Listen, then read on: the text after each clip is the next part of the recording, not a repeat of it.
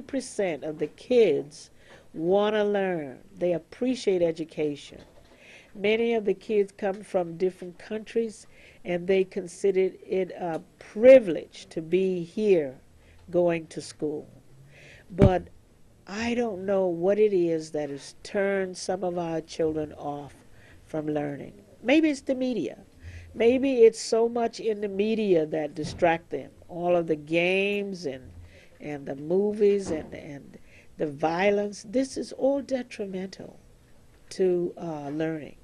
And so I think that we need a campaign. We need to start what you call a revolution to bring people back to that place where education and family and friends and caring and for one another and loving one another was the most important thing in a community. You know, being here for 4 years, being a parent educator, some of the kids that I've run into, just a handful, and I've spoken with those handful of children,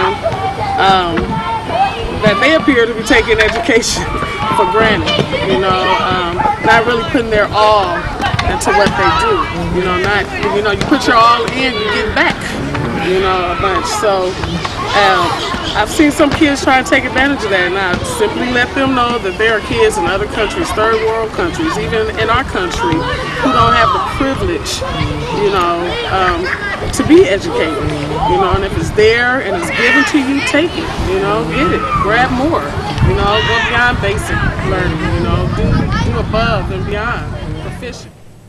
I don't know. You know, you get somehow you get the feeling that some people are scared to learn. You know, they're scared to become part of, you know, that they can't compete with other people. There's different types of learning. You know, and I think people really need to know that, you know, that you might not necessarily be an Einstein or have an IQ of 130, but you know, you might have an exceptional talent in the arts. You might have exceptional mechanical talents. And I think it's a mistake to believe that all people are college students, you know, or should be college bound.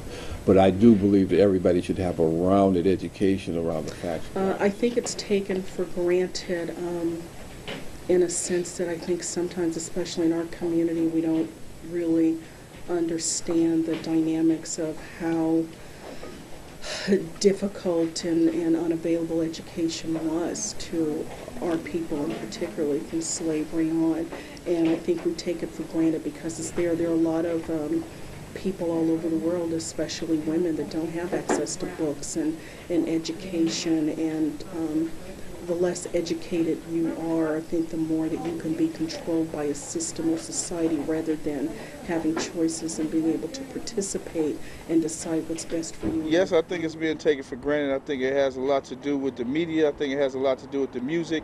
I think it has a lot to do with the way young black men and young black women see life and the things they see as far as cars, rims, chains, and everything.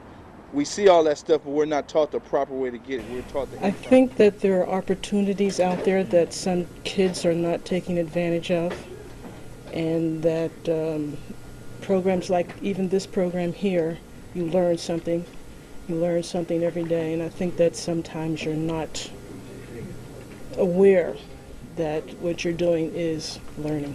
It's taken for granted, and why? Because there's no importance from, I would say, probably parental guidance on children, their parents. There may be parents that don't really feel that there's importance in education. Do you think learning is being taken for granted? Yeah, I mean, people in America get to learn stuff for free, and in other countries you can't. Yeah. How do we make education important today? It's by, you know, everything is a learning experience for me as well.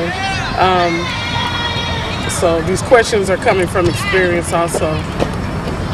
And, you know, I tell the kids always that education, having an education is important. You know, without an education, you have nothing.